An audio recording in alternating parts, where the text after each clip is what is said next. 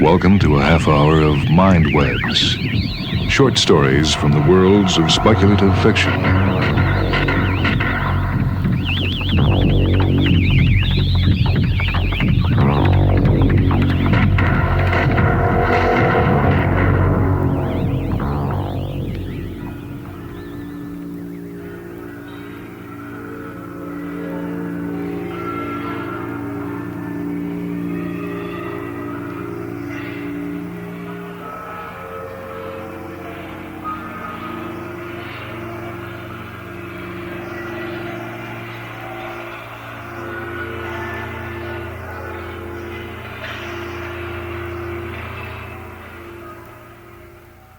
From the book Transformations, Understanding World History Through Science Fiction, a collection edited by Daniel Rosell, we do I Kill Myself, a story by Julian Kawalec. Today I shall destroy the Zeta bomb. I shall do it this evening when I begin my tour of duty in the Army laboratory. Today I have achieved the capacity for sacrifice. I realized that when I looked at the slender, mournful boughs of the trees. I can't say why, it was just at the moment when I noticed the trees. I'm walking along an avenue in the park. I feel a keen rawness in the air. People go past me. They pay no attention to me. They don't know that I, a homely-looking man in a gray raincoat with big ears and a mole on the cheek, that I am capable of great self-sacrifice. That this evening I shall turn the key in the door of an iron safe, open it, and take out something which looks like a large goose egg. That's the Zeta bomb. The distance between the contact pin and the critical point of the bomb is 3 millimeters. That's the distance to which Professor Lombard set the contact pin when he solicitously laid the Zeta in its plush case. The Zeta rests like a child in swaddling clothes. Today, I shall destroy the steel child. For today I have achieved the capacity to make this great sacrifice of myself. I must do it. I must free humanity from the terrible nightmare and that powerful might. Why should a tiny steel pin have power of life and death over people? So long as it doesn't touch the critical point, the sun will go on shining. When it does touch, night will fall, all men will die, and the birds will drop like meteors.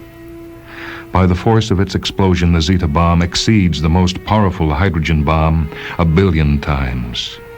If it were to explode, the result would not be death, for death is an equal partner with life. One can argue with it, one can quarrel and be reconciled with it. In comparison with the consequences of an explosion of Zeta, death is something anodyne. The term death doesn't apply to the effects of that. One must create a new word for it. I'm walking along the park avenues waiting for the evening. When evening comes, I shall destroy Professor Lombard's iron child. I shall unscrew the contact pin. I shall throw the bomb into a marsh and the pin into a river some 5 kilometers distant from the marsh. The Zeta and the pin will never meet again. And if they don't meet, the world will continue to exist. I shall burn the documents giving the sketches and specifications of the bomb and tread the ashes into the ground. Professor Lombard will not live long enough to give birth to a second iron child. I shall destroy the Zeta bomb. I shall do it for the sake of the trees, the animals, the birds, the people, the insects. I shall do it for my own sake, and for the sake of that young man with black hair who is sitting on a bench hidden among the trees waiting for a girl. For you, gnarled elm, and for your inhabitant, the woodpecker, and for you, black worm corkscrewing through the earth. In the midst of all these peoples and trees, I feel an enormous and oppressive loneliness. I cannot tell anyone what I'm planning to do. I'm afraid they might stop me from destroying the bomb. But after all, great sacrifice demands great loneliness. If I talk about it, I'm sharing it with others, reducing its greatness. But the feeling of loneliness doesn't weaken my determination. The sky withdraws from the far end of the avenue, a sign that evening will soon be coming on. I leave the park. Today I shall walk to the laboratory. I take a road which shows up white among the small houses and crisscrossed fallow land. On my left, someone is singing. On my right, a gentle breeze is noisily tousling withered branches. After a moment, the singing and the sound of the wind both stop. All is still. Beyond a small pine wood, I come to the first control barrier. They shine a beam of light toward me. They've recognized me. The guards know the senior laboratory assistant very well. He's a quiet sort and docile, with large ears and a mole on the cheek. I pass the first control barrier. The road is as smooth as a tabletop. The Army laboratory has good roads leading to it. In a clump of leafy trees, I come to the second control barrier. They pick me out with 3 beams of light. As they do so, a single bird wakes up in a tree and begins to twitter. They scrutinize me closely, though all of them know I'm the senior laboratory assistant and initiated into all the secrets. Beyond the second control barrier, the road passes underground. Now I'm walking along a lighted tunnel. The side walls of the tunnel have innumerable little windows through which guards poke their heads. One must walk steadily and calmly along the tunnel. The best thing is to whistle. In a small hall, brilliantly lit, I show my identity papers. Then I enter a narrow corridor. A tall guard opens an iron door for me. Now I'm in the anteroom of the laboratory. I'm alone. I set to work. I bend over the secret drawer which contains the keys. It is known only to Professor Lombard, the Commander-in-Chief, and myself. I pick up the key. In the third room of the laboratory, I disconnect the alarm signal fixed to the iron safe. I open a drawer and take the Zeta bomb out of its plush case. Zeta is cold and slippery. I could destroy it here, in the laboratory. I could thaw it out, but that would take time, and the 3 junior laboratory assistants will be arriving in a few minutes. I conceal the bomb and the sketches in the broad pocket of my light raincoat, which I hang over my arm. I telephone to Professor Lombard using a 1-figure number known only to me and the Commander-in-Chief. I tell him I've forgotten to bring important reagents from the store, and I must go for them myself at once. In a minute or 2, I'm on my way. I am not detained at the control points. The commander of the guard has been informed that it is a question of getting important reagents swiftly. I have passed the last control barrier. Now there are no more lights. I turn off the main road. I'm going across flat, soft ground in the direction of an alder grove. Surely this must be a sown field. It is night, cold. I put on my raincoat. I have it. I have the bomb. With every step I take, I feel it knocking against my ribs. Now and again, I put my hand into the raincoat pocket to make sure it's there. It is. It is. I touch it with my hand. It is cold, slippery. Professor Lombard polished it, smoothed it. He gave it the gleam of a monstrous, distorting mirror. Under my forefinger, I feel the tiny head of the contact pin. All I have to do is slip back the safety catch, press that little head, and then only invisible, inchoate fragments will be left of everything.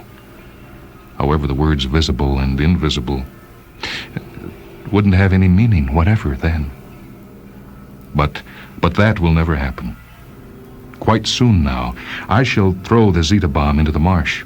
I shall throw it with all my strength so that it flies into the very middle, where the mud is thinnest, where it will sink most easily and swiftly.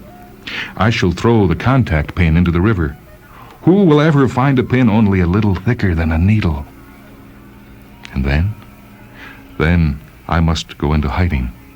I must find a good hiding place, for they are sure to search for me. I dare say the whole of the police force, the special military departments and forces, all the Secret Service will all be called in to search for me. I can already hear the orders being issued, the instructions intercrossing, how they'll be shouting, how they'll be whispering, all to find out where I am. But the great sacrifice to which I have dedicated myself cares nothing for such things. The great sacrifice must even require such things. And yet, the great sacrifice doesn't require that after I've destroyed the bomb, I should voluntarily and even frivolously put myself in the hands of those who have produced it. No, I cannot give them that pleasure. I cannot do anything which would give those wicked people the least satisfaction. And so, after I've destroyed Professor Lombard's iron child, I must conceal myself thoroughly. The people for whom I am making this great sacrifice will not defend me. It will be a long time before they even learn of my exploit, before they have any realization of its benefits. They will stop to consider the matter. They will discuss, doubt, suspect. They will pluck up courage and succumb to cowardice. And maybe they will be ready to come to my defense only when it's too late. So I must seek out a good hiding place. But if they come upon my tracks, if I hear their steps, the clatter of belts hung about with weapons, the rustle of uniforms, the snorting of highly sensitive, perfectly trained dogs, shall I leave my hiding place with my hands up? Does my self-sacrifice call for putting up a valiant resistance, or for valiant renunciation of resistance? For resistance, for valiant resistance. But my sacrifice connotes prudent resistance, which in certain circumstances demands that I should hide from the enemy, should deceive the enemy.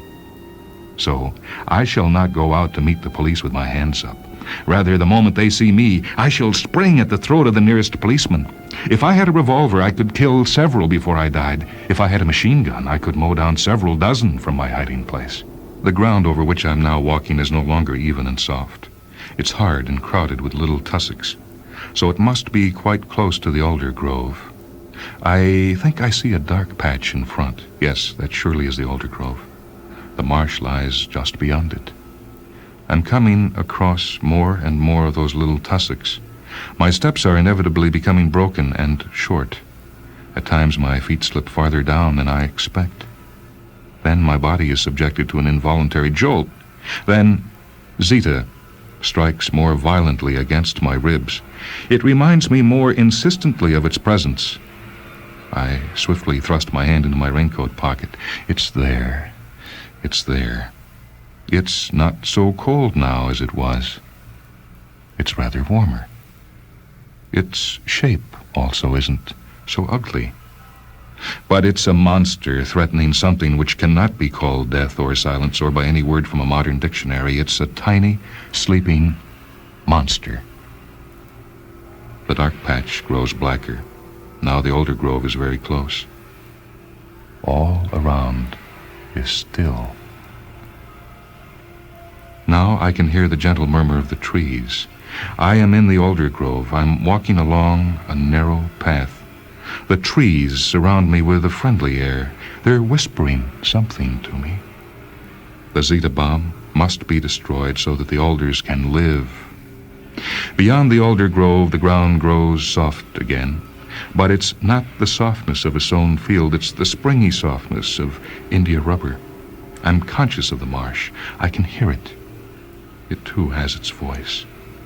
The voice of the marsh is like the heavy breathing of a dying man. I can still go on for the time being. My feet are not sinking in yet. I know I shall go on safely as far as the first clump of tall spear grass. So now only minutes are left. The ground is getting softer and softer. Now I am at the spot, by a clump of spear grass. I hurriedly thrust my hand into my raincoat pocket.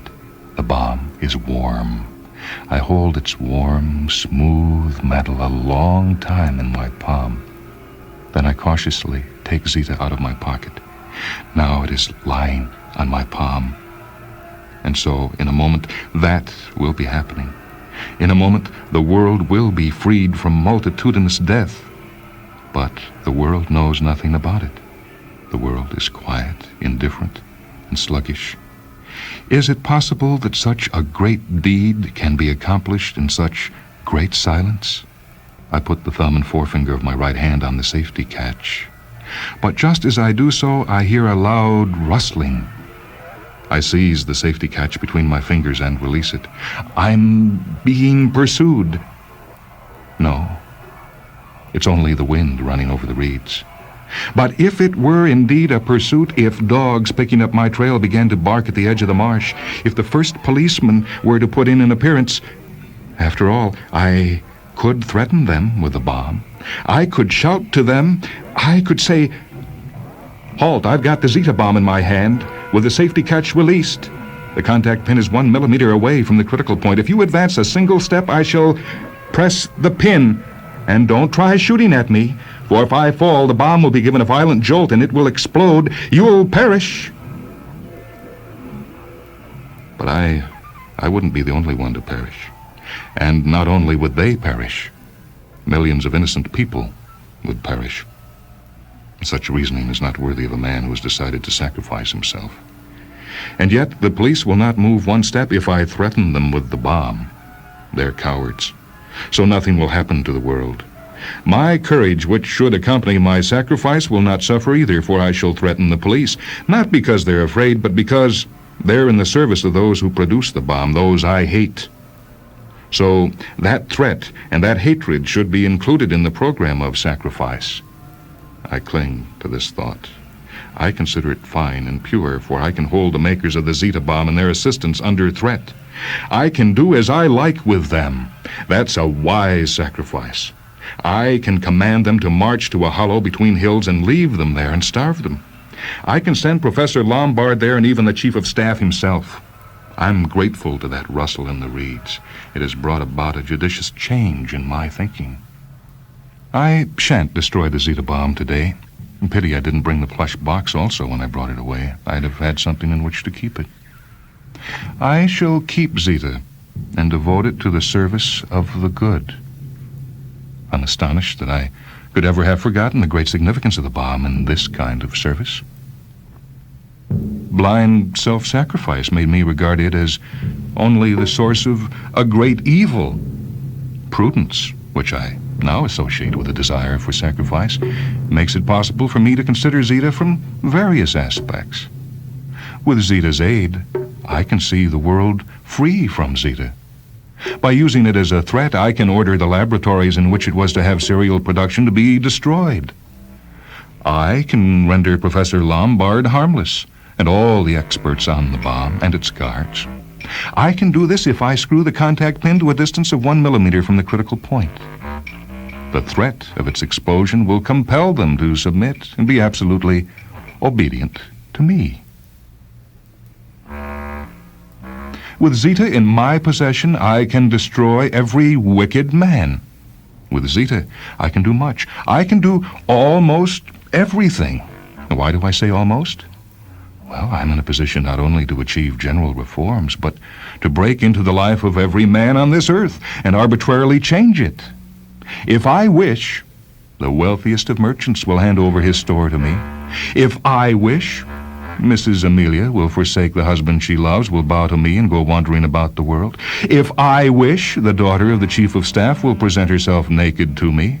If I give the order, the Nestor of Science will shave off his beard and climb a tree in the city park in broad daylight. I imagine the scene and laugh, the Nestor of Science climbing to the top of the tree with the agility of a monkey.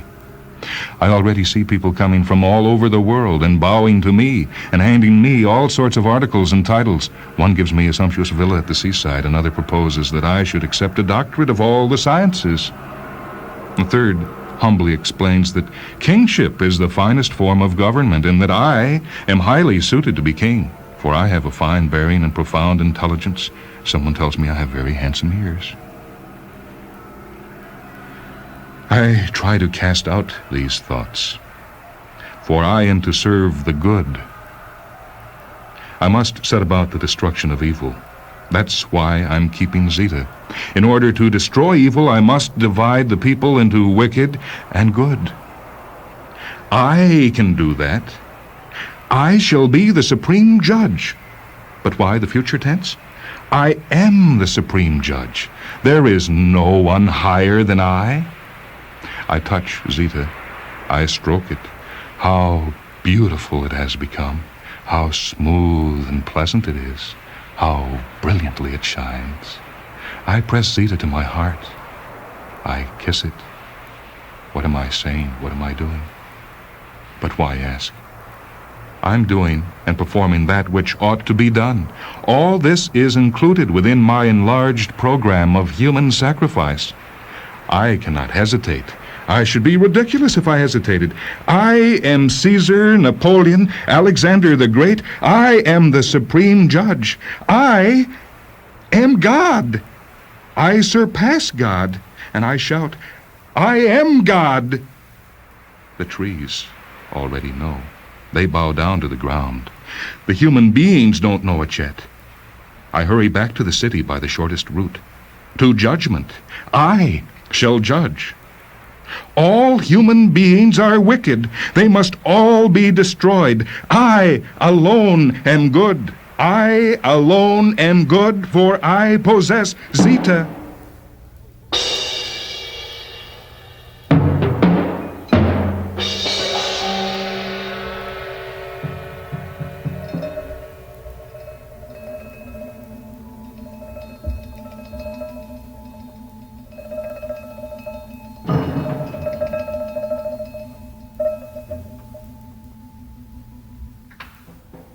The title of that story was I Kill Myself, written by Julian Kawalec, translated from the Polish by Harry Stevens.